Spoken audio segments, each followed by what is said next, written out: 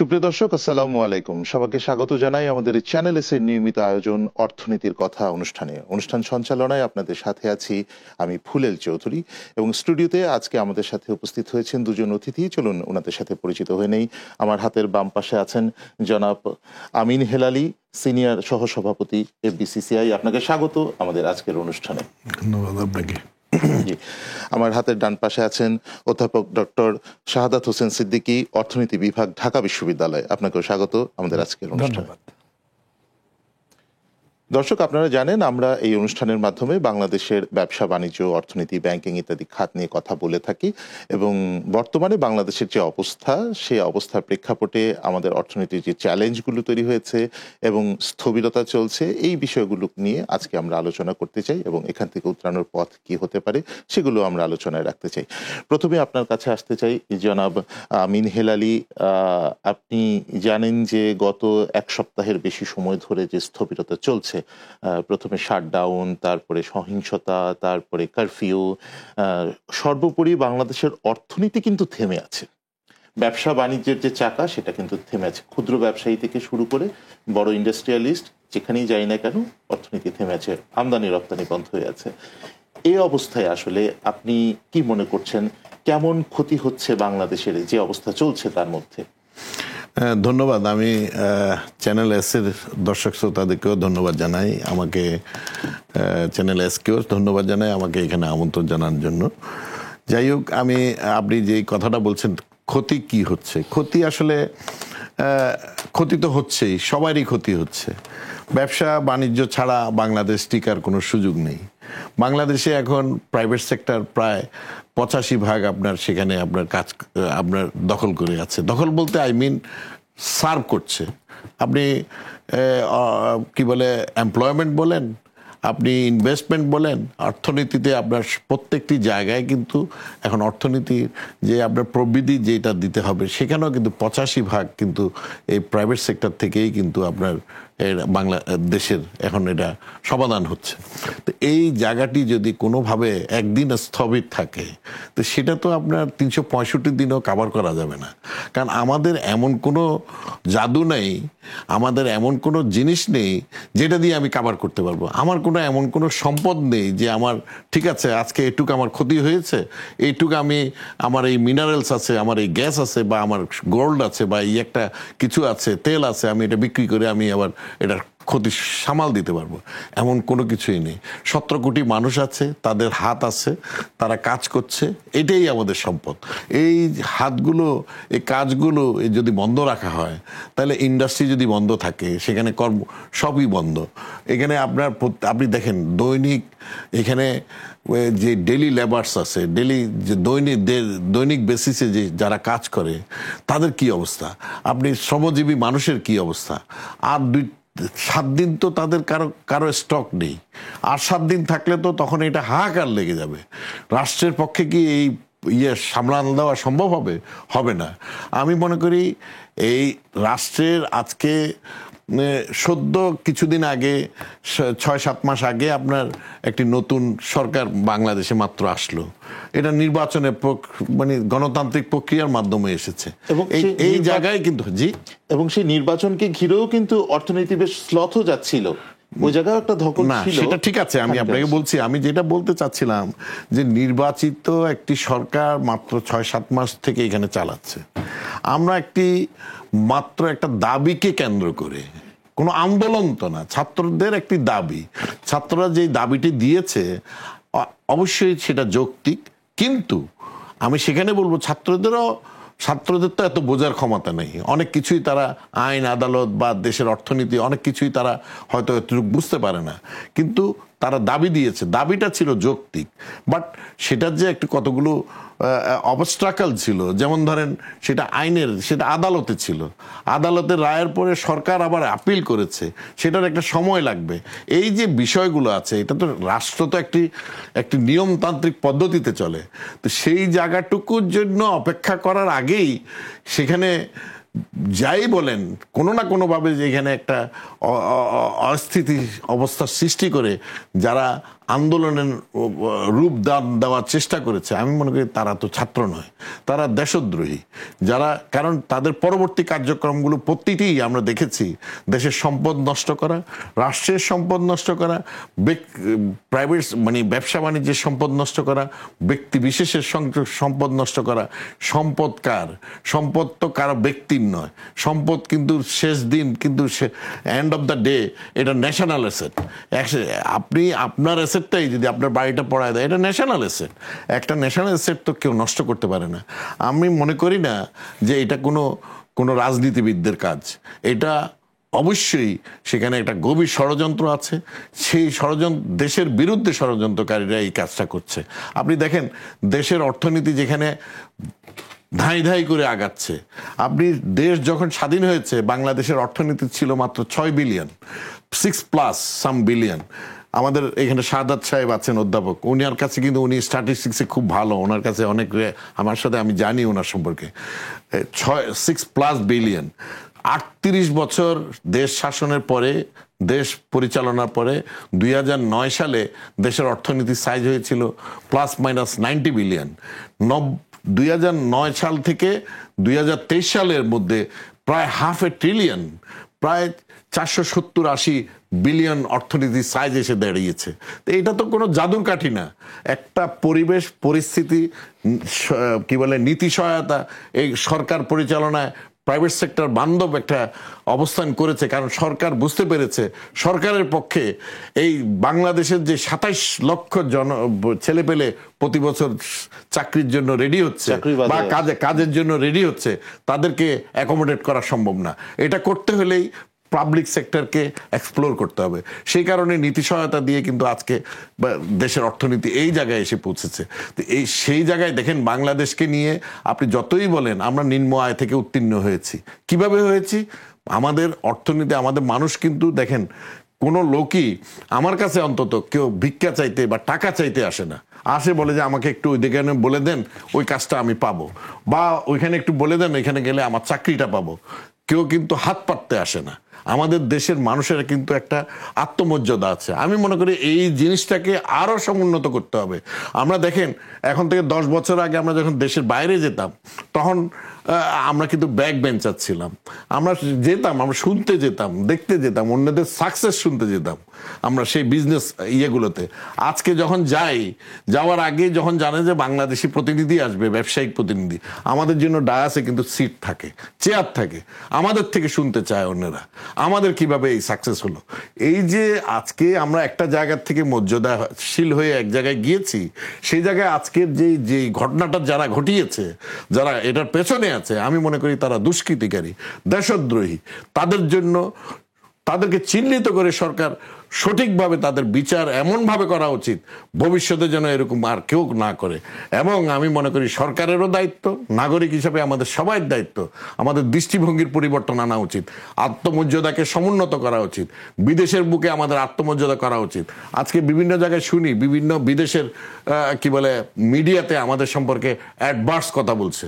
আজকে দেখেন আপনি বলেছেন এই যে ইলেকশনের সময় একটা সব জায়গায় একটা আমাদের এই তৃতীয় বিশ্বের দেশগুলোতে তখন ইলেকশন মুখী থাকে মানুষ, তখন ব্যবসা বাণিজ্য অন্য কিছু সাধারণভাবে যতটুকু দরকার সেটাই হতো।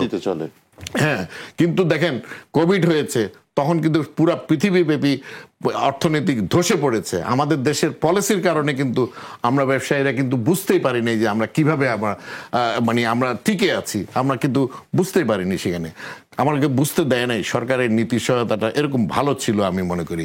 সেখানে কিন্তু আমরাও কাজ করতে পেরেছি, আমরা স্বাচ্ছন্দ্যে কাজ করেছি, আমাদের প্রবৃদ্ধি 7-8 পর্যন্ত গিয়েছে। আমরা কিন্তু ইউক্রেন এবং রাশিয়ার যুদ্ধ পুরো পৃথিবী ধস নেমে গেছে, আমরা কিন্তু টিকে আছি এখনো। আমাদের কিন্তু হ্যাঁ হাহাকার আছে, জিনিসপত্রের দাম বেড়েছে, অমুক হয়েছে, এগুলো বিভিন্ন কারণে অর্থনীতি। কারণ আমাদের দেশের প্রতিটি আমি দেখেন একটা ছোট্ট কথা সবসময় আমি বলি, আমি যখন আমার ইউনিভার্সিটিতে আমি পড়ি, তখন আমার একটা সাবজেক্ট ছিল ইকোনমিক্স।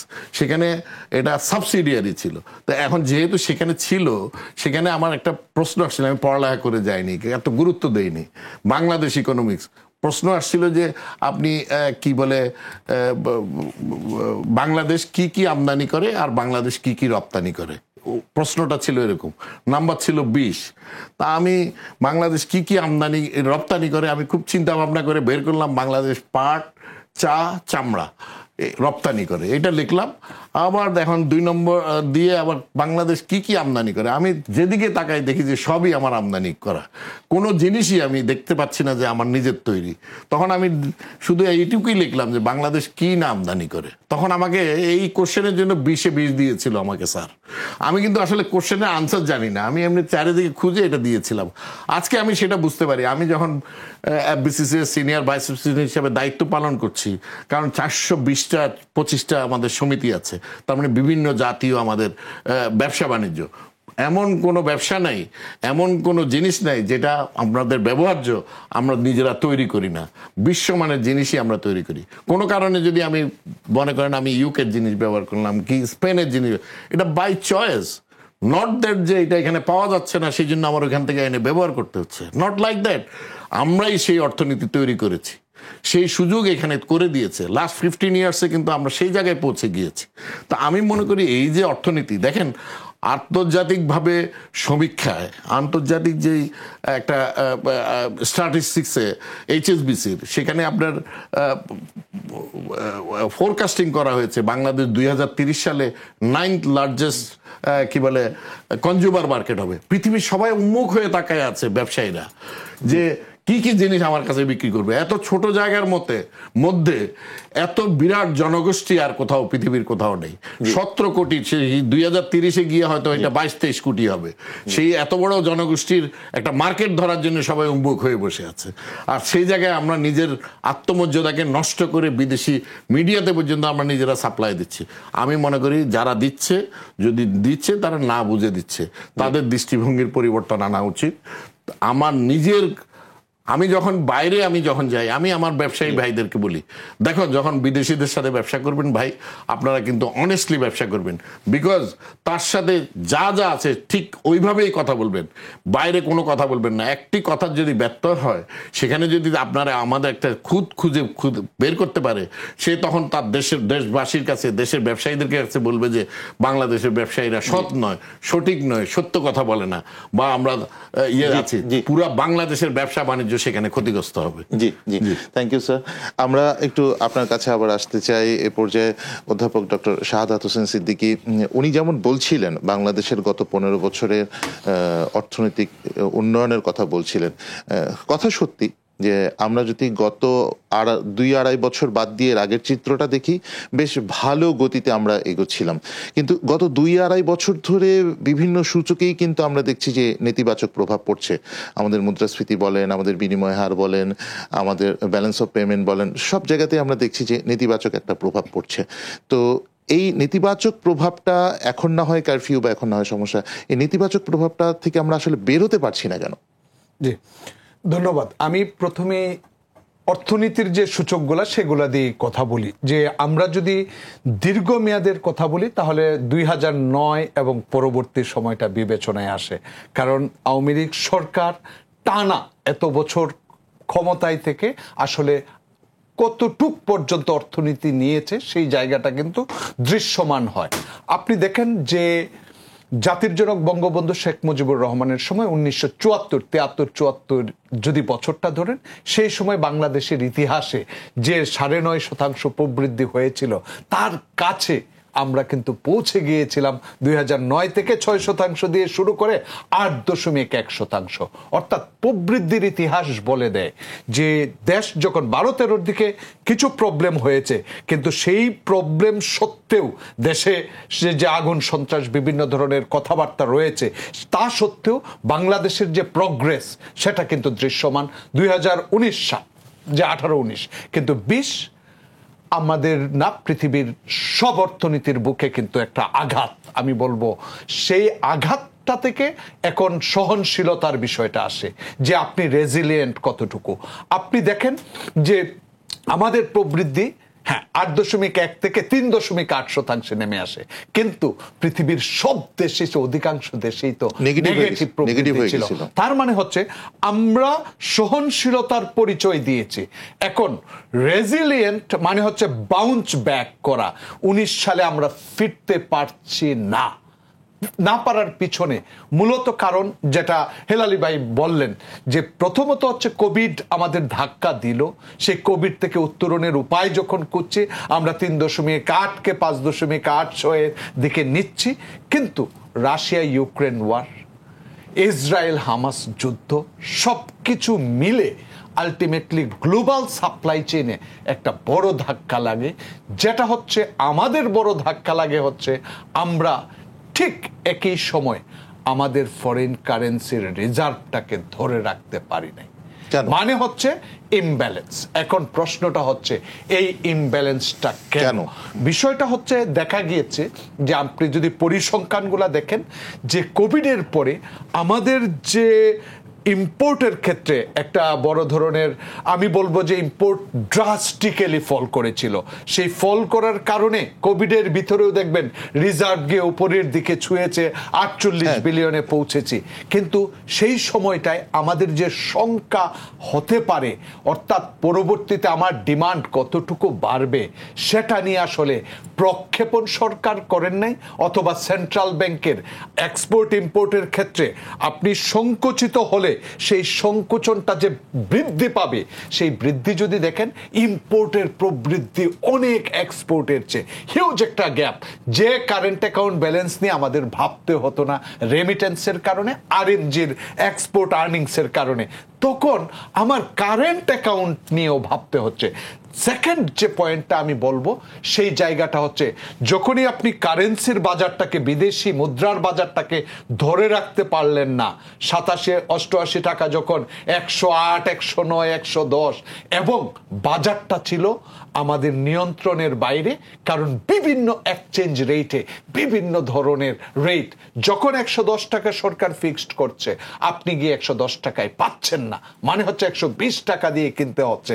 এই ধরনের ঘটনাগুলো ঘটছিল। তখন মানুষের ভিতর আরো বড় শঙ্কা তৈরি হয়েছিল, তাহলে $1 কি 150-এ চলে যাবে, 40-এ চলে যাবে? সেই শঙ্কাগুলা, সমষ্টিক অর্থনীতি কিন্তু প্রকৃত ঘটনার চেয়ে আপনার প্যানিক সবচেয়ে বেশি কাজ করে এবং সবচেয়ে বেশি নাড়া দেয়। অর্থাৎ ডলার সংকটের যে প্যানিক জনমনে এবং ব্যবসায়ী থেকে শুরু করে সবার মনে আতঙ্ক সৃষ্টি করে, সেই জায়গাটা কিন্তু কাজ করেছে। এক, ইম্পোর্ট গ্যাপ। আরেকটা হচ্ছে এই ডলারের ডিভ্যালুয়েশনের কনসিকোয়েন্সটা কি? একই সাথে ডলার যখন ডিভ্যালুয়েশন হয় বাধ্যতামূলকভাবে মূল্যস্ফীতি দেখা দিবে, কারণ আপনি র মেটেরিয়ালস যেটা বলেন, হ্যাঁ হেলালি ভাই বলছেন যে আমরা এখন অনেক কিছুই সক্ষম উৎপাদন করতে গিয়ে। একই ক্ষেত্রে মাননীয় প্রধানমন্ত্রীও কিন্তু গুরুত্ব দিচ্ছেন যে আমরা কিভাবে স্বনির্ভর হতে পারি। তার মানে হচ্ছে আমার যদি আরএমজি শক্তিশালী হয়, আরএমজির সুইটা কেন বাংলাদেশে উৎপাদন হয় না, সেটা কেন চায়না থেকে আসে? মানে এই বিষয়গুলা কিন্তু স্বনির্ভরতার ইঙ্গিত দেয় যে আমাদের এই বিষয়গুলা বিবেচনা। তার মানে হচ্ছে আমরা এই ডিভ্যালুয়েশন আঘাত করে হচ্ছে মূল্যস্ফীতিতে। যখন আপনার র মেটেরিয়ালসের কস্ট বেড়ে গেল, তখন সঙ্গে সঙ্গেই তো সমস্ত উৎপাদিত পণ্যের, চূড়ান্ত দ্রব্যের দাম বেড়ে যাবে। এখন এই মূল্যস্ফীতির কারণে যে কনসিকোয়েন্সটা হচ্ছে, আমি পয়েন্টটা আসছি, এক হচ্ছে ডিভ্যালুয়েশনের কারণে, আরেকটা হচ্ছে যে ডিভ্যালুয়েশনের কারণে আলটিমেটলি দ্রব্যের দাম বেড়ে যাচ্ছে। এখন এই দেশে যদি বিদেশি বিনিয়োগকারীরা বিনিয়োগ করে, টাকা আয় করে, তাহলে মূল্যস্ফীতি যদি খেয়ে ফেলে এক, আর এক হচ্ছে ডিভ্যালুয়েশনের কারণে আপনার তো আগে 100 টাকা দিয়ে পাইতেন $1, এখন 120 টাকা দিয়ে, 18 টাকা দিয়ে পাচ্ছেন। ও কি ব্যবসা করতে পারবে? না।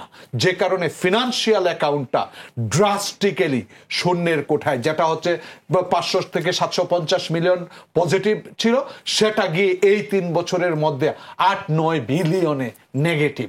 সেই আলোচনার প্রেক্ষিতে এখন যদি আমরা আসি যে কি করা যায় যাতে আমাদের মুদ্রাস্ফীতি কম হয়, কি করা যায় যাতে এই বিনিময় হারটা আর না বাড়ে?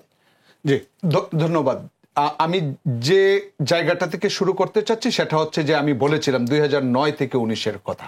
তার পরবর্তীতে যেহেতু সমস্যা এবং রিসেন্ট যে ঘটনাটা ঘটছে, সেই সমস্ত কিন্তু বাংলাদেশের অর্থনীতির জন্য এক ধরনের শঙ্কা তৈরি করে। প্রথমত আপনি চিন্তা করবেন যে আমাদের ডলারের যদি মানে বৈদেশিক মুদ্রার বিনিময় হারটা যদি স্থিতিশীল করতে হয়, তাহলে আপনার কি করতে হবে, আরএনজি সেক্টর, যেটা সবচেয়ে বেশি ফরেন এক্সপোর্ট আর্নিংস 84% থেকে 86% পর্যন্ত কন্ট্রিবিউট করে। এখন এটার উপর কোনো আঘাত হয় কিনা, অর্থাৎ আমি যদি চিন্তা করেন যে 5-6 দিনে পৃথিবীতে অন্যান্য দেশ, আমার যে বাজারগুলো ছিল সেই ইন্টারনেট বন্ধ থাকার কারণে তারা কিন্তু 5-6 দিন কমিউনিকেশন ডিসরাপশন হয়েছে।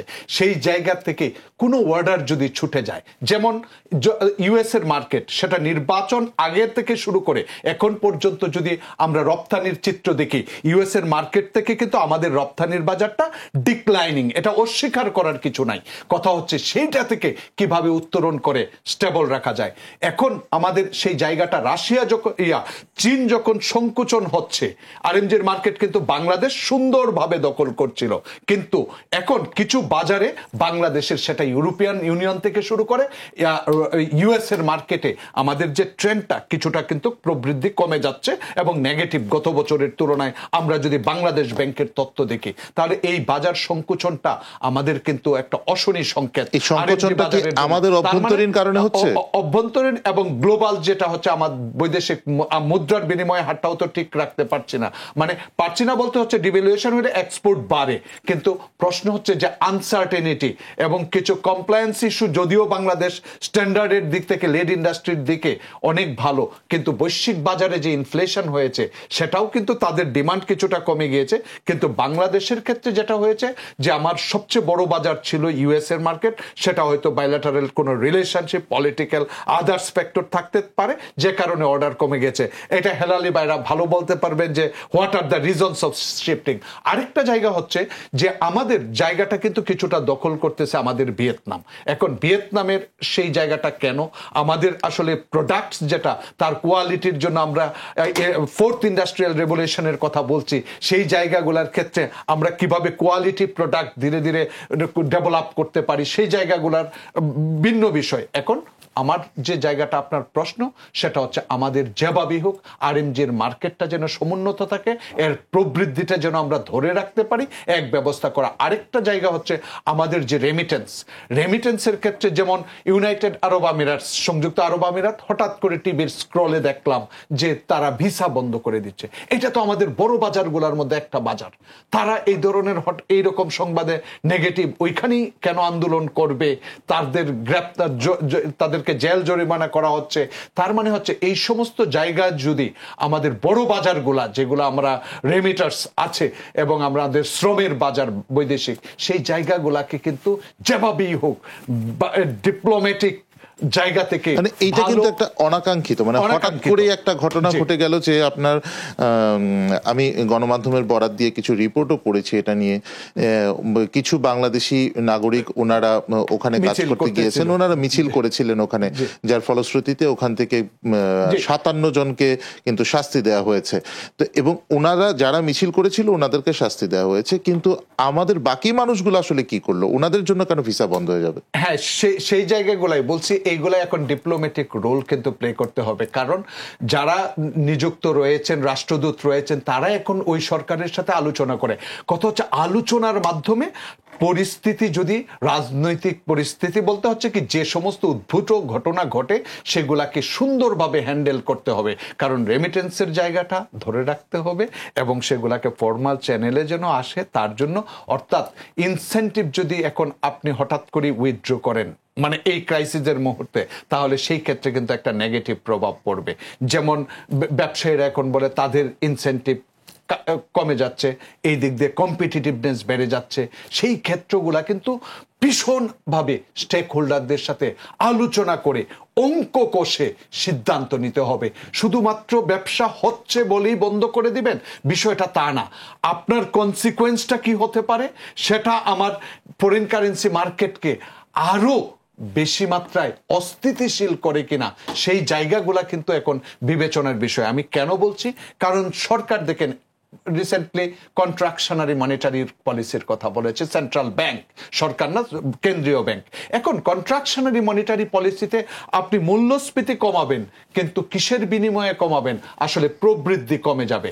এখন প্রবৃদ্ধি কমাবেন, আবার এই দিক দিয়ে মূল্যস্ফীতি কন্ট্রোল করবেন, কিন্তু বৈদেশিক মুদ্রার বাজার যদি স্থিতিশীল করতে না পারেন, তাহলে কিন্তু কোনো মতেই আপনি কিন্তু এই ইনফ্লেশনকে কন্ট্রোল বৈদেশিক মুদ্রার বাজার স্থিতিশীল করার জন্য বারবারই আসে দুটা বিষয় আমাদের, একটা হচ্ছে এক্সপোর্ট আর একটা হচ্ছে রেমিটেন্স।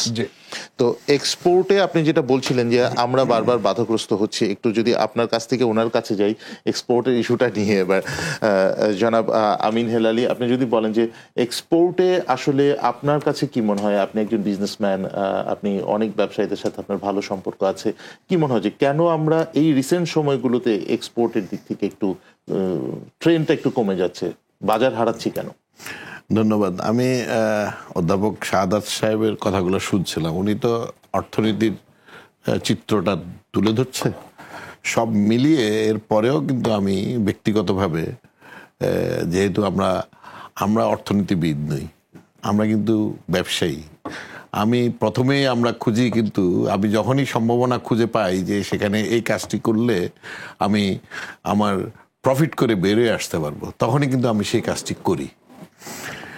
এখন সেই কাজ আমরা সেই অর্থনীতিতেই বুঝি।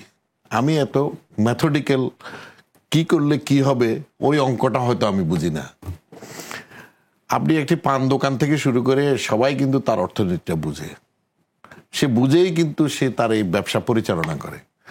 তো সুতরাং তাকে ইগনোর করার সুযোগ নেই। এইখান থেকেই কিন্তু যারা একাডেমিশিয়ান, যারা রিসার্চার, তারা বের করে নিয়ে আসতে হবে। উনি বলেছেন অঙ্ক কষে করতে হবে। গড্ডালিকা প্রবাহে একটা কথা বললেই বলে যে এটা ব্যবসা ভালো হচ্ছে, এখানে ইনসেন্টিভ কমায় দাও, বা এখানে এটা হচ্ছে সরকারের নীতিতে এখানে পরিবর্তন আনো, এইভাবে নয়, অঙ্ক কষে আনতে হবে যে আমি এই কাজটি করলে আমার দেশের এই লাভ হবে, এই ব্যবসায় টোটাল গিয়ে আমি টোটালিটিতে আমার এই প্রফিট হবে, গভর্নমেন্টের কয় টাকা খরচ হলো, এই খরচের পরে গিয়েও আমার কি লাভ হলো দেশের। সেইভাবে আমি মনে করি যারা পলিসি হোল্ডার, যারা পলিসি লেভেলে কাজ করেন, তাদের এই কাজটি করতে হবে। আরেকটি ব্যাপার হলো, আমি কিন্তু পজিটিভ লোক, আমি কিন্তু আশাবাদী লোক। সেটা হলো যে অনেকে বলেছে যে শ্রীলঙ্কার মতো হয়ে যাবে, অমুক হবে তমুক হবে, দেশের রেমিটেন্স অনেক কমে গেছে। আমি মনে করি যে এটার জন্য কিন্তু একটি ভালো ম্যানেজারিয়াল পদ্ধতি লাগবে। আমার মনে হচ্ছে সেখানে হয়তো ম্যানেজারিয়াল কোনো গভর্নমেন্টের যেই জায়গাগুলো আছে সেই জায়গায় কোনো হয়তো ত্রুটি থাকতে পারে, সেই জায়গায় স্টাডিটা রাইটলি ওনাদের পলিসিগুলার জায়গায় স্টেপগুলো ঠিকভাবে হচ্ছে বলে আমি মনে করি না। যদি হতো, আমরা কিন্তু কোনোভাবেই কোনো অ্যাডভার্সে নেই, আমরা ভালোভাবেই আছি। আর আরেকটি জিনিস, আপনি যেটা এক্সপোর্টের কথা বললেন, যে জনাব অধ্যাপক শাহাদাত সাহেব বললেন ইউএসএ এবং ইউরোপে আমাদের এক্সপোর্ট কমে গেছে। আমরা তো এক্সপোর্ট বলতে কি বুঝি, মূল এক্সপোর্ট বলতে আমরা গার্মেন্টস বুঝি। আসলে গার্মেন্টস, ওই যে উনি বলছে ওইখানে কিন্তু রেসিশন, আগে যে 12টা শার্ট পরতো সে এখন হয়তো 5টায় নামায় নিয়ে আসছে, 6টায় নামায় নিয়ে আসছে। হ্যাঁ, সেও কিন্তু পড়তে পারছে না, তারও কিন্তু আয়ের সাথে কিন্তু ব্যয়ের কিন্তু সঙ্গতি এখন আর নাই। সেটা ইউএসএতেও নেই, সেটা ইউরোপেও নেই, এটা আমরা বাস্তব যেটা। সুতরাং সেইখানেও কিন্তু ব্যবসায়ীরা ঠিক ওইখানকার ব্যবসায়ী, সে খালি মাল কিনে নিয়ে গেলে তো হবে না, পূর্ব চাহিদা অনুসারে, তার বর্তমান চাহিদা অনুসারে সে কিন্তু এখান থেকে কিনছে। সেই জায়গায় কিন্তু আমি মনে করি না যে আমার খুব একটা সেখানে আমরা পিছিয়ে আছি এই জন্য অর্ডার কমে গেছে টোটাল, সেই জায়গায় আমাদের হয়তো অর্ডার কম হয়েছে বা ইয়ে হয়েছে। আমার হলো যে আমি যেটা বলতে চাচ্ছি সেটা হলো যে পাশাপাশি আমরা যে এত প্রোডাক্ট ডেভেলপ করেছি, আমাদের এখন অন্যান্য উইন্ডোগুলোকে আমাকে চালু করতে হবে। সরকারকেও এটা চিন্তা করতে হবে যে আমার এই মাল এই প্রোডাক্টটা তো বিশ্বমানের, why not we can't export. সেই জায়গায় কিন্তু তথ্য উপাত্তগুলো সরকারকেই প্রোভাইড করতে হবে। আমি একজন ব্যবসায়ী, আমি তো আমি প্রোডাক্ট তৈরি করে ফেলছি, আমি আমার মনে করতে আর বেচার জন্য কিন্তু ওনাদের যে নীতি সহায়তাগুলো দরকার সেটা সরকার থেকে আসতে হবে। তাইলে আমি মনে করি আরো 50টি আইটেম, অ্যাটলিস্ট 50 আইটেমস গার্মেন্টসের সমান সমান না হলেও কাছাকাছি আপনার বিলিয়ন ডলার এক্সপোর্ট করার মতো, যে 50-60টা আইটেম যদি 1-2 বিলিয়ন করে করতে পারে, তাহলে আপনি বুঝছেন আমাদের অর্থনীতি কোথায় গিয়ে দাঁড়াবে। তখন তো আমরা শুধু গার্মেন্টস নির্ভর আর থাকবো না। কে গার্মেন্টস নিল, এখন কথায় কথায় এটাকে নিয়েও আমরা পলিটিক্স করার চেষ্টা করি। ইউরোপিয়ান ইউনিয়নও ধমক দেয়, কে ধমক দেয়। আমি আপনাকে একটা সোজা কথা বলি, মানুষ আমাদের বাংলাদেশের মনে করেন যে আমার কি ইসরায়েলে ভিসা আছে, সিস্টেম নেই, তাই বলে কি ইসরায়েলের সাথে বাংলাদেশের ব্যবসা হচ্ছে না? আমি যখনই কম পাবো, আপনি আমাকে মাটির 100 মাথ নিচেও আমাকে ধরে রাখতে পারবেন না। আমি কম জায়গায় পৌঁছায় যাব, আমি অ্যাজ এ ব্যবসায়ী। কারণ আমাকে লাভ করতে হবে। আমি কিনতে যদি লাভ করতে না পারি, আমি বিক্রি করবো কোত্থেকে? I have to be competitive. Competitive হওয়ার জন্য কেউ যদি বলে যে বাংলাদেশ থেকে কোনো সরকার যদি বলে দেয় যে ইউএসএ কি আপনার আমাদেরকে কোনো প্রণোদনা দিচ্ছে, কিছুই দেয় না। 15% তারা কিন্তু ট্যাক্স আছে আমাদের গার্মেন্টসের উপরে। এই ট্যাক্স কিন্তু ভিয়েতনামের থেকে কোনো ট্যাক্স নেই। তারপরে ভিয়েতনাম আমার সমান এক্সপোর্ট করতে পারে নাই। Why? Because we are more competitive than Vietnam. That's why we are exporting to, that's why তাদের ব্যবসায়ীরা আমাকে অর্ডার করতেছে। কম্পিটিটিভ এবং কম্পিটেন্ট, সেই জন্য আমাকে অর্ডার করতেছে। এটা এমন না যে আমার চেহারা দেখে ভালোবেসে কেউ করছে না। লাভ না হলে ভাই কোনো ব্যবসায়ী এখানে আপনার আসবে না। এমনি social relation, that's a different issue. হ্যাঁ, তো এখন বর্তমান পরিস্থিতিতে যদি আবার ফিরে আসি, আমরা অনুষ্ঠান শুরু করেছিলাম বর্তমান পরিস্থিতি নিয়ে। বর্তমান পরিস্থিতিতে যদি ফিরে আসি, বর্তমান পরিস্থিতিতে এই যে আমরা ভালো ব্যবসায়ের কথাগুলো বলছি, সেই ব্যবসা তো এখন বন্ধ। এখন ওই যে আমরা গার্মেন্টস সেক্টর নিয়ে কথা বলছিলাম, গার্মেন্টস সেক্টরে আমরা দেখছিলাম যে গণমাধ্যমে বলা হচ্ছিল 1600 কোটি টাকা প্রতিদিন ক্ষতি হচ্ছে, দেখেন, এবং অর্ডার ক্যান্সেল হয়ে যাওয়ার সম্ভাবনা আছে। এখান থেকে আসলেই কি উত্তরানো সম্ভব? অবশ্যই এগুলো আমরা উত্তরাতে তো হবেই। এখন দুর্ঘটনা তো অলরেডি ঘটে গেছে। যেই দুর্ঘটনা ঘটেছে সেটাকেই চিন্তা করে দেখেন। এই যে একটু আগে আপনিও বললেন, আমাদের অধ্যাপক সাহেব বললেন, ইউএইতে আপনার আন্দোলন করেছে, সেখানে আমাদের শাস্তি হয়ে গেছে, যাবজ্জীবনও হয়েছে। কাদের হয়েছে? শ্রমিক ভাইদের হয়েছে। কারা তারা? বাংলাদেশি, তার পরিবার আছে, স্বজন আছে। তাইলে আমি মনে করি এমন কোনো রাজনীতি আমাদের করা উচিত নয়, যেই রাজনীতিতে আমি অন্যকে প্রভাবিত করি। সেখানে আমার দেখেন, আমার দেশের লোকের কিন্তু যাওয়া বন্ধ হয়ে যাচ্ছে। ইউএইর কাছে কিন্তু কি বলে শ্রমিকের জন্য বাংলাদেশকে টার্গেট করতে হবে, not necessarily. There is lot of other countries যারা বসে আছে তার শ্রমিক পাঠানোর জন্য। তো সুতরাং আমি আমার রাস্তাটা দেখেন, নিজের নাক কেটে অন্যের যাত্রা ভঙ্গ করা। কার যাত্রা কে ভঙ্গ করছে? একটা নির্বাচিত সরকার 5 বছরের জন্য হয়েছে। লেট উই ওয়াচ এর মধ্যে নৈতিক যেই রাষ্ট্রের যেই জায়গায় সরকারের ভুল ভ্রান্তিগুলো আছে রাষ্ট্র পরিচালনায়, সেই জায়গায় না অ্যাড্রেস করে আপনার জনগণকে সচেতন করবে 5 বছর পরে, ভাই আমি আসতেছি। এইটা যদি কোনো, এটাই হওয়া উচিত, এটাই ভদ্রতার হওয়া উচিত। We are not a African countries. আপনি দেখেন আফ্রিকাতে হাজারো সম্ভাবনা। আমি আফ্রিকার 22টা দেশ ঘুরেছি, আমি দেখেছি যে সেখানে ব্যবসার অত্যন্ত সম্ভাবনা। আমি আজকে 10 বছর থেকে আমি ফেডারেশনে বিভিন্ন ব্যবসায়ীদের সাথে কাজ করার চেষ্টা করতেছি। ফর্মাল ওয়েতে আমি এখনো কিন্তু কোনো ব্যবসায়ী তেমন নিয়ে যেতে পারছি না আফ্রিকাতে, বিকজ ভয় পাচ্ছে। আপনি যখনই আফ্রিকান একটা খবর পাই যে অমুক জায়গায় এই গুলি করে এতজন সৈন্য মেরে ফেলছে, বা সৈন্যরা অমুক জনগণ মরে গেছে, বা স্কুলে গুলি করে লোক ফেরে জনগণ, রাজনৈতিক এবং সামাজিক অস্থিরতা সংঘাত ঘটেছে। আসলে ভিতরে গেলে দেখা যাচ্ছে যে না, ওই এফেক্টও খুব একটা কিছুই হবে না। আমাদের দেশে তো এমন কিছুই নেই। আমরা রাতে 3টার সময় মহিলারা আমাদের এখান থেকে যাচ্ছে, নিজেরা নিজের বাজার করছে। আমরা আমাদের যেই সংখ্যাগুলো এখন থেকে 15 বছর 20 বছর আগে ছিল বা অতীতে ছিল, আজকে কি সেই ধরনের কোনো ঘটনা আছে? এটা তো ভুলেই গেছি যে রাস্তায় বেরোলে ছিনতাই হয়, রাস্তায় বেরোলে আমাকে প্রোটেকশন নিয়ে বেরোতে হবে, ওই রাস্তায় যাওয়া যাবে না, এরকম তো কোনো আমরা এই প্রজন্মের ছেলেপেলেরা তো আমার মনে হয় সেটা ভুলেই গেছে। আমি মনে করি গুড সিটিজেন হতে হবে, আমাদের দৃষ্টিভঙ্গির পরিবর্তন আনতে হবে। যারা রাজনীতি করি তাদেরও দৃষ্টিভঙ্গির পরিবর্তন আনতে হবে। যারা ব্যবসা করি এঙ্গেজমেন্টের ভিতরে দোষাদোষী কিন্তু আমরা করি। আমি দেখা গেল যে আমি ব্যবসায়ী মানুষ, শাট করে আমি এনবিআরকে দোষারোপ করে ফেলছি। আমি ব্যবসা করি, আমি ব্যাংকের দোষারোপ করে ফেলছি। দোষাদোষী না, প্রত্যেকে কিন্তু দেশের জন্য কাজ করতেছি। সুতরাং প্রত্যেকের সাইড থেকে বুঝতে হবে, ওই জায়গায় গিয়ে আমাকে বুঝতে হবে যে ওর আসলে সমস্যাটা কোথায়, আমার জায়গা থেকে আমি কোন জায়গায় তাকে নীতি সহায়তা দিতে পারি। এই দৃষ্টিভঙ্গিগুলো হলিস্টিক ভাবে ন্যাশনালি আমি মনে করি চেঞ্জ এই করতে যে হবে। এখন যে সমস্যাটার মধ্যে দিয়ে যাচ্ছে, এখানে কি মানে আপনি কি মনে করেন যে এখানে উতরানোর জন্য কি কোনো নীতি সহায়তার প্রয়োজন আছে, নাকি ইতিমধ্যে যা নীতি সহায়তা আছে তা দিয়ে উতরে যাওয়া সম্ভব? দেখেন, অভিজ্ঞতা নিয়েই কিন্তু এগিয়ে যেতে হয়। অভিজ্ঞতা হলো, এক নাম্বার হলো, দেখেন আমাদের এখানে কিন্তু ছাত্ররা কি বলে ড্রাইভিং লাইসেন্সও চেক করেছিল, দেশ অচল করে রাখছিল, এই বাচ্চা ছেলেরা, স্কুলের ছেলেরা। এটা আমার অভিজ্ঞতা থাকতে হবে। আমার এই কোটা আন্দোলন কিন্তু আরো হয়েছিল আরেকবার, তখনও কিন্তু অচল হয়েছে, এটা হয়েছে, এবারও হয়েছে। তা আমি মনে করি এইসব জায়গাগুলো, স্পর্শকাতর জায়গাগুলো গভর্নমেন্ট দ্রুত অ্যাড্রেস করাটা বেটার। কারণ আমরা এখন তো বুঝতে পারছি, গভর্নমেন্ট হয়তো এতদিনে এসে বুঝছিল যে না, কারণ এটার মধ্যে একটা জটিলতা ছিল, যেহেতু আপনার কোর্টে ছিল বিষয়টা, সেই কারণে গভর্নমেন্টও একটা হয়তো সময় নিচ্ছিল। কিন্তু আসলে এটা যারা দুষ্ট লোক, যারা দেশের ভালো চায় না, দেশকে ধ্বংস করতে চায়, দেশের, আমরা দেখেন, আমি আরেকটি কথা আপনাকে বলি, আপনাকেই আমি জিজ্ঞেস করছি, সেটা হলো যে মনে করেন যে এখন থেকে 20 বছর আগে কি কখনো ভেবেছিলেন অ্যাজ এ বাংলাদেশি আমি কখনো মানে ইউকের মতো হয়ে যেতে পারবো, কি সুইডেনের মতো হব, কি আমি ফ্রান্সের মতো হব, কি আমি জার্মানির মতো হব, বা ইউএস এর মতো হতে পারবো?